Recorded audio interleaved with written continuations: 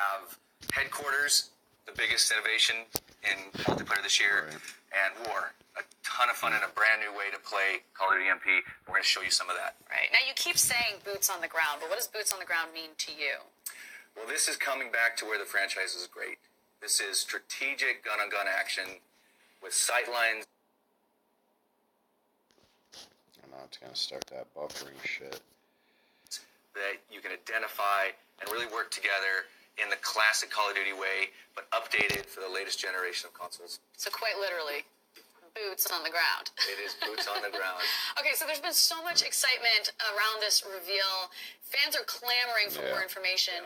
What do you hear them asking about the most? Fans have been amazing. They really have. I mean, we couldn't be more grateful for the outpouring of support. Last night was bonkers with the reveal. So the Sony presser. Yeah, that was amazing. And everybody at the studio is so proud and thankful for the fan reaction to that.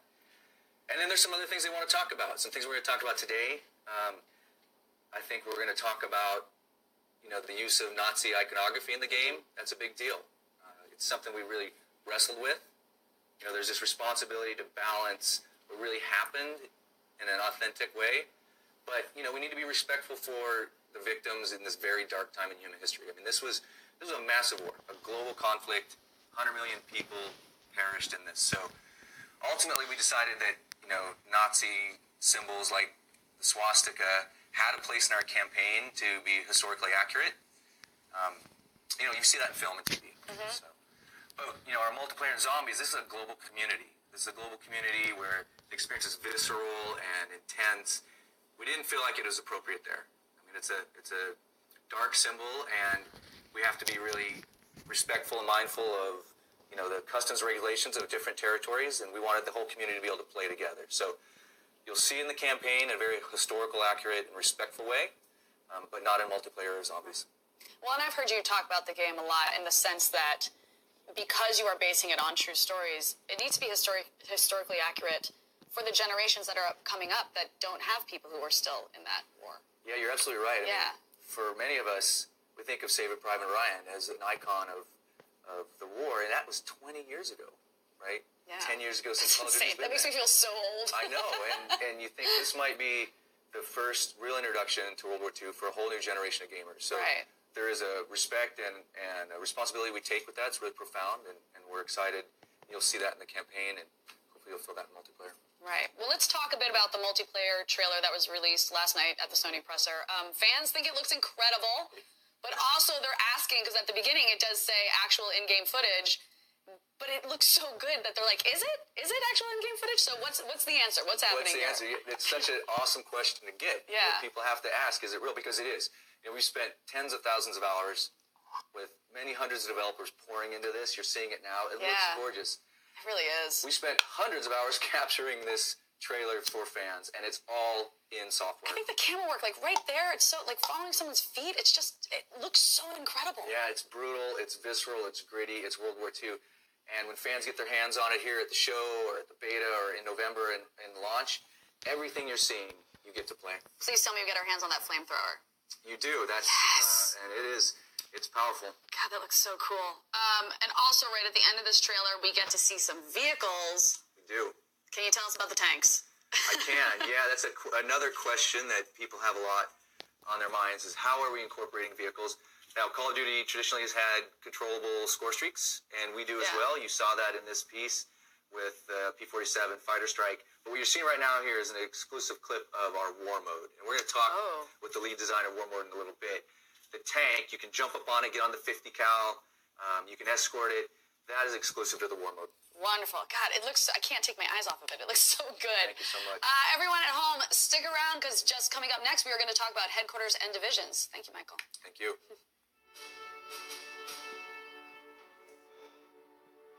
Okay, so notably, he said score streaks, not kill streaks. So that means that score streaks are still going to take the dominant role into stuff like that when it comes to the whole kill streak system. It's not going to be based off of fucking kills. It's still going to be based off of score, which, I mean, I could care less either way. That's fine. Hopefully he can tell us more about that or will tell us more about the kill Everyone, we are streaks, back. but I We don't are know. live, and with us now is Greg Reisdorf, multiplayer designer of Sledgehammer Games. And we are going to start talking about headquarters. So if you guys have any questions about headquarters, get them in now so we can ask them. Greg, hi. Hi. Welcome. What is it like working on a Call of Duty game and then coming to an event like this to reveal it to everyone? It is so exciting and very stressful at the same time. It's great to be able to show it to fans finally. We've been sitting on it for 2.5 years, and it's just really exciting. Do you have any cool stories yet? I know E3 technically starts in like an hour or something like that, but we've all been here this whole weekend. There's already been all the pressers. What's the coolest thing you've seen so far? They're loving the game. They're playing it. It's awesome to see people just picking it up, and just that return to boots on the ground is just so powerful. I feel like boots on the ground needs to be the tagline. Like Call of Duty, World War II, boots on the ground. It just keeps going. Okay, let's talk about headquarters, because it's this new feature in Call of Duty. What is the idea behind it? Yeah, new feature. It's big. It's the biggest innovation in multiplayer this year. This is a 48-person living experience, and it's really an evolution of what we worked on with Advanced Warfare. It started 6 years ago. We really wanted to bring your soldier to life, and we had that with your character, your Call of Duty character for the first time. You saw that in the virtual lobby. Now we're taking you into a space. This is an off the front lines experience where you can compete, be social, show off, and engage in new ways. It's really special. So what inspired you guys to bring this feature into the game? Well, one of the things was the virtual lobby from AW, and really looking at that, we love that idea and that aspect of the game, and we wanted to just bring it to the next level and have that idea of socializing in there as well. And really, that's where we set off from. So what are the interactions you can have in headquarters? So you can do a ton of things. You can commend other players, which is just, hey, you're doing a great job. Yeah. There's shootouts that you can challenge other players to. Shootouts? There's a like, can you duel? You can duel in a 1v1 pit. Oh, There's actually, you can go and queue up for a 1v1 pit, and you can sit in there and see how long you can survive in there. Yeah. Yeah, there's just so many things. Okay, sweet. So we actually have a live question for you guys. Taylor Saderhoyt, I hope I just said your last name correctly, asked, what is headquarters used for? It's used for all your socializing. You can go here and party up. You can compete, like Michael was saying. You can go into the 1v1 pit. All these cool things.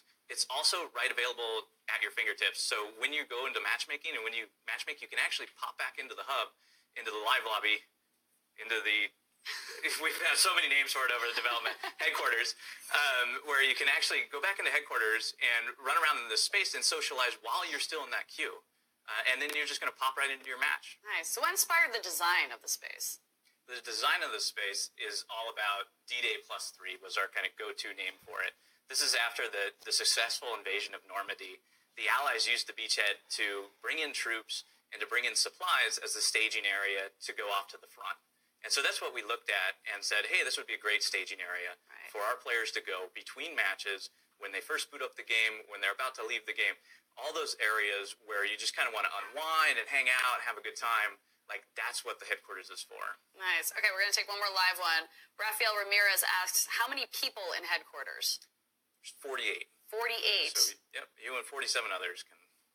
You and 47 others. That sounds like the worst frat house ever, but the best multiplayer ever. Wait, I'm going to ask one more quick one, because this is a good one. Jack Sekun, asks, will headquarters be the multiplayer main menu? It's pretty much the multiplayer main menu. Yeah. In that sense. So you on boot up, you're there. You're in the headquarters. You're running around, and if you want, you just hit the options button on your PS4, and you jump right into your matchmaking and your virtual lobby experience from there. Great. Awesome. Okay, well, let's move on to divisions, because that's new for this game, too. So if you guys have any questions about divisions, throw them in now.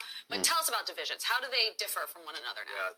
Yeah. One of the things we really love about the 3-year development is it gives you a chance to look at all parts of the multiplayer experience. And we took a look at create a class, and we really wanted to bring something new. And so divisions replaces create a class. And I know there's a lot of questions about that, so people are going to see it at E3. It, for us, really embodies the fantasy of enlisting in World War II. So this is where you'll begin your experience in the headquarters, and you'll enlist into one of 5 iconic divisions. And those divisions will really set you out to differentiate your play style, your look, and really how you approach gameplay. Nice. Okay, we're going to go straight to a live question for this one. Damon George asks, Are we going to have to use the weapons and perks of a division, or are we going to be able to manipulate classes? That's a great question, because you are going to be able to manipulate classes, and perks are gone. So we have division training, which is going to really focus on your play style, and that is going to then be augmented with your basic training, and your basic training is going to add that flexibility so you can go play how you want to play in the game. Off of that, you're going to have your primary weapon, which has your attachments, and your secondary and equipment that you can choose. All right. So if you're someone like me who just like Leroy Jenkins himself into a situation, I can manipulate my character to do that. Yeah. Great. Good. Pete Perez asks, will we be able to customize our characters? Which I think we just answered.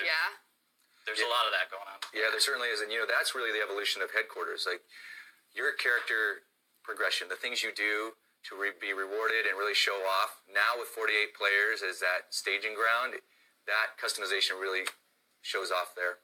Nice. So what type of loadouts will you be able to create? All kinds of loadouts. So you have the classic run and gun, which is going to be your airborne division. You have your armored division, which is all about taking points and that aggressive playstyle with explosives. You're able to take the mountain division, which is the one-shot, one-kill division. Essentially, I'll be terrible at that division. I'll tell you that right now. It is difficult, but it's a lot of fun if you can get in there and master that skill. Right. There's the expeditionary division, which is all about shotguns and really being immune and to be able to take these points. Right. What are we looking at right now? Is this a specific division? This would be the armored division. Okay. So you're within the armored division, your division weapon skill. So he's running this LMG. Well, not anymore, but the LMG, you can now mount it on any surface and really just lock down points and hold points down. With the rifle division, infantryman division, which he's in right now, you have the bayonet charge. And all of these divisions can be... There it was right there. all these divisions have progression. And so you're leveling these division skills up. You're leveling your division training up as well. Great. Logan Perry asks, are divisions unlocked by ranking up, or all of them are unlocked from the beginning? So there's still a lot of stuff around progression being worked out. We're still very early in development. Got it. So there's a lot coming. You'll be able to see more beta. It'll be great. Nice. Sounds like you guys can vote on what you want. They're still trying to figure that out. Ooh, here we go. Shirley asks, will there be female characters? There will absolutely be female characters. Yeah. We talk about, your multiplayer career is about you going into battle. So we show diversity in the characters, both on the Allied and Axis side, both factions as you play. Multinational characters to choose from. Plenty of gender diversity. It's important to the game. It's important to what happened in the war. It's important to us as a studio. Yeah. I like playing as a lady now and then. Okay, Dalton Drake Smith asks, what vehicles will you be able to take control of in MP? Did we answer that in the last one? A little bit. You kind of get the tank? Yeah. And you kind of... But There's you're not a lot of score streaks that are controllable within the game. So we do have the Fighter Strike, which is one that's available here at E3, where you can get into it, and you're actually doing strafing runs on the ground, so it's pretty cool. You can see it in the trailer. I want to do that. Can I do that when we go to the floor? You can. Yes. Do I have an in? Angel Santiago asks, are you going to be able to switch divisions, and if so, how easily? Very easily. Oh, great. So it's one of the big things about being in a division. We want you to be able to enlist in it and feel the historical, essence of it. But at the same time, we don't want it to restrict gameplay, and we want you to be able to get in there, switch your division when you want, and go and play how you want to play. Great. Oh, this kind of ties into that. Mike Tanis asks, will we be able to slide or dive or nothing at all? Lol. he does laugh out loud at the end of that. So we do have diving within the game, within the game. There's no slide. So we looked at both of them, and we really liked the dive mechanic, and we felt that fit our game better. We felt it fit boots on the ground better, and that's what we went with. Nice. Awesome. Well, Greg, thank you so much for joining us. Thank you. Guys, up next we're going to be talking about War Mode, which I know a lot of you are excited about, so get your questions in for that.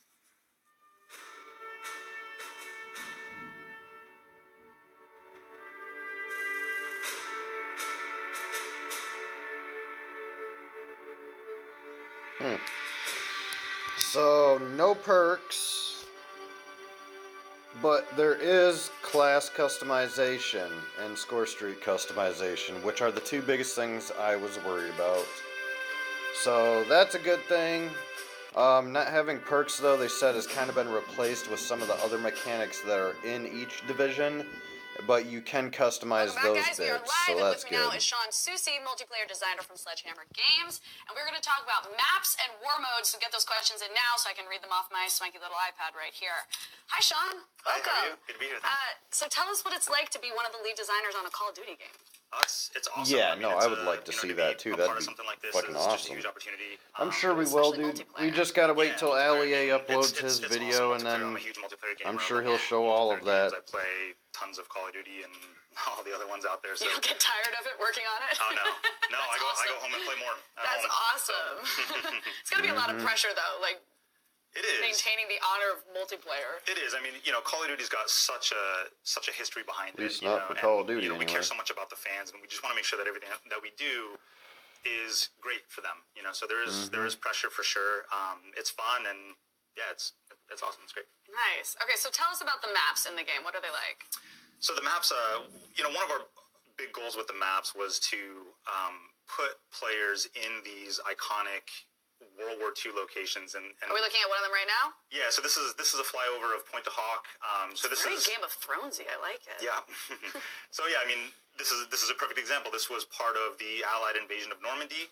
It's a location. If you pop that into Google, you can find out what happened there, and we're kind of putting players into that environment and letting them duke it out in there. And so yeah, we wanted to just bring as much history as we could in multiplayer. So we do that with the settings and make sure that the map environments are varied. This is the trench section in Point de Hawk.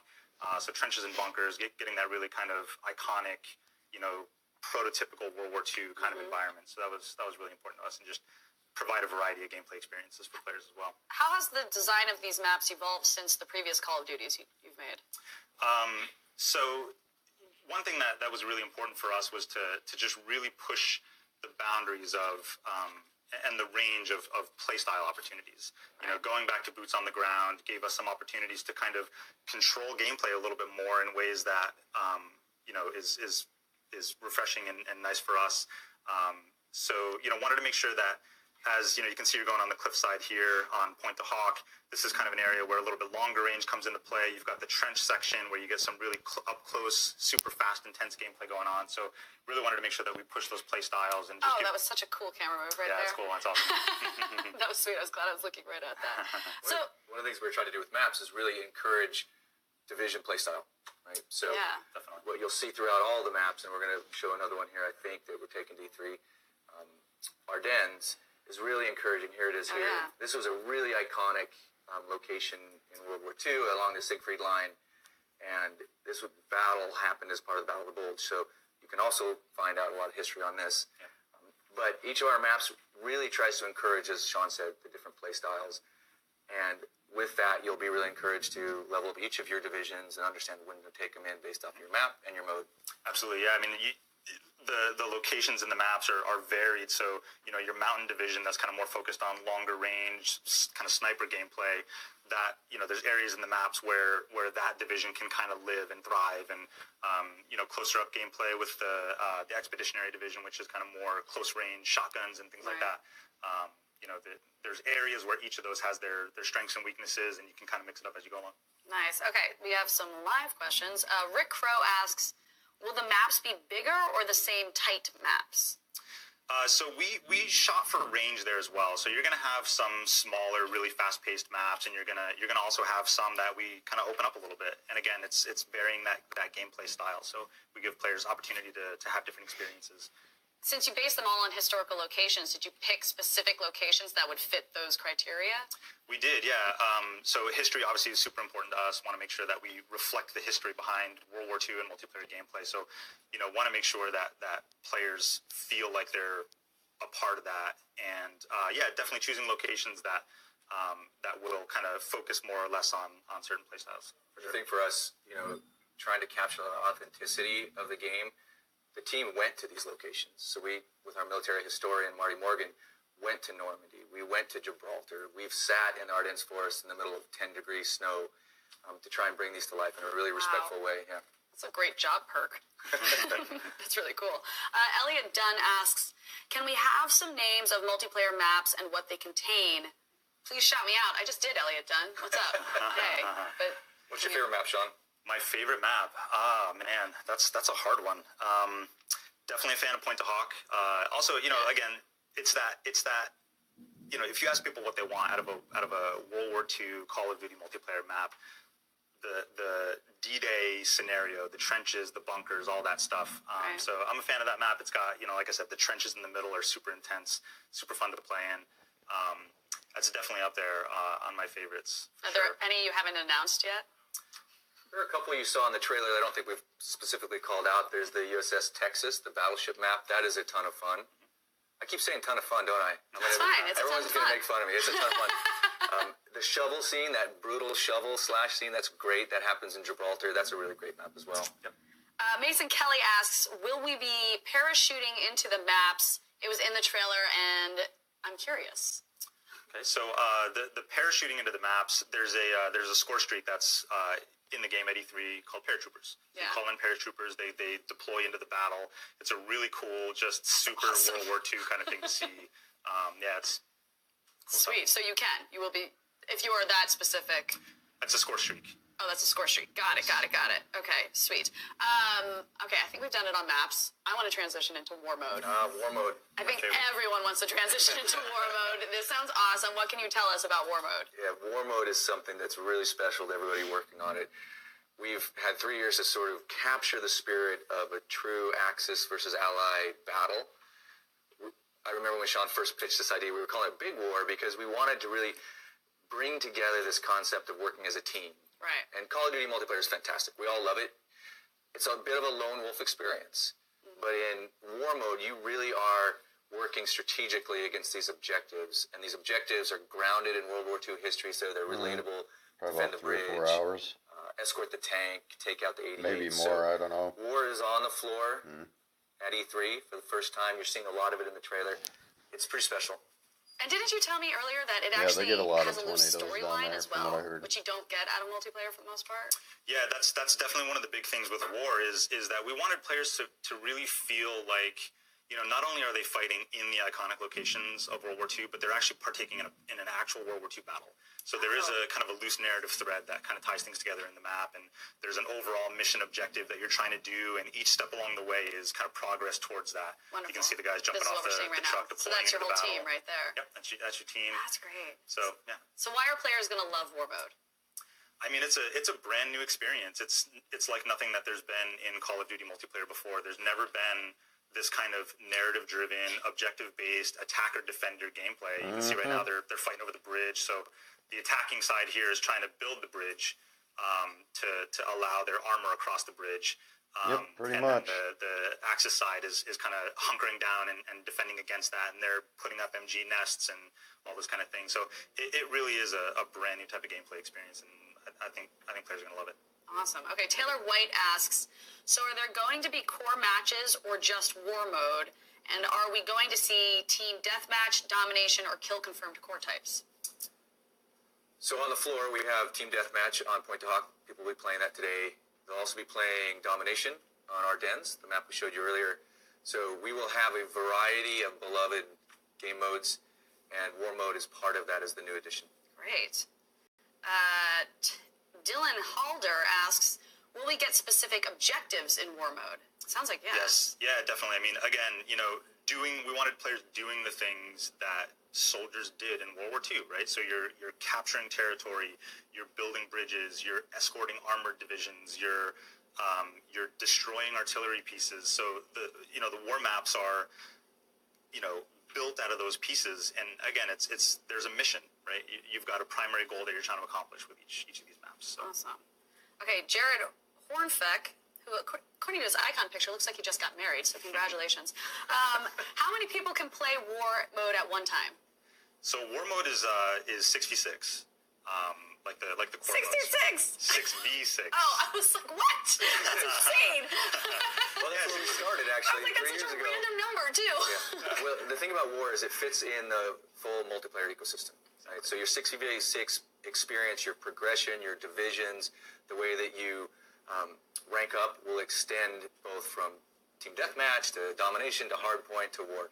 All right. We wanted players also to be able to kind of carry on with their party, right? You got Yeah. 5 of your friends that you partied up for, TDM or DOM or whatever game when you're playing. We wanted that same group to be able to just drop over into war and just kind Yeah. of have that seamless transition. So. Getting 5 of your friends together is a lot easier than 65 of your friends. Exactly. I was like, what are you talking about? Who's got 65 friends? I know, exactly. Elliot Young asks, will War Mode just feature certain maps or all the maps? So War Mode, and that's one of the things that excites me about War Mode 2 is that it really is a tailor-built experience. So I don't even really like to call it a mode because it's more than a mode. It's not something that drops into every map. These maps are built. Is it a way of life, Sean? Yes. One could call it a way of life. That could be. It's been known around the studio as a way of life because it's big and it's a custom maps built just for that experience. Nice. I do have one more question, although I feel like maybe we just answered this. Edward Palomares Jr. asks how many players are in each mode, but that's 6v6. Right, so 12 players. Yeah. Yes. Does it have to be? No, I mean we support Yeah. a range of players, but Great. yeah, So if you only have 4 friends, you can still play. absolutely. Awesome. Okay, well, thank you guys for joining us. Is there anything else you want to say to our fans at home? Oh, look, on behalf of everybody at Sledgehammer Games, I mean, the studio has poured their hearts and souls into this. It's not just the studio. I mean, I know they're tuned in, but it's the extended families, all the people that support us as we bring this game that I know are watching too. So thank you for that. We wanted to give an exclusive sneak look at one of the headquarters features that nobody's seen yet before. So I don't know. Can I show that? Can we show that? Yeah, please. What? I'm all about Yeah, exclusives. Let's show this. Is the Firing virtual range? Firing range, as you know from AW. And I had we're no bringing it idea back. we had an exclusive. How I know, exciting. How cool. Look at the Gron and the bayonet, and now it's competitive. Oh, wow. Now it's social. You can challenge for shootouts, as Greg mentioned earlier. Just the beginning of what you're going to be able to bring to life in your headquarters experience. That was really cool. Thank you, guys. That's awesome. Thank you. Thank you all at home for the great questions about the game. We're really grateful to have such a passionate community as you guys. You're awesome. And we can't wait to show you more in the next few months. Thank you to the team from Sledgehammer Games for taking the time to speak with us. I hope you survive your E3. And there's still a lot more to come at E3, so stay tuned. I'm actually going to go down to the floor and talk to fans who have just gotten their hands on the multiplayer and see what they think about it. And as you guys probably heard last night, the beta for Call of Duty World War II will be coming to PlayStation 4 on August 25th. We also wanted to mention that the private beta will be coming to Xbox One starting on September 1st. So get ready for hands-on multiplayer, everyone. Stay tuned for more episodes of Making Call of Duty. On our next episode, we're going to be talking about my favorite thing in the world, zombies. So we want to hear all the questions you have about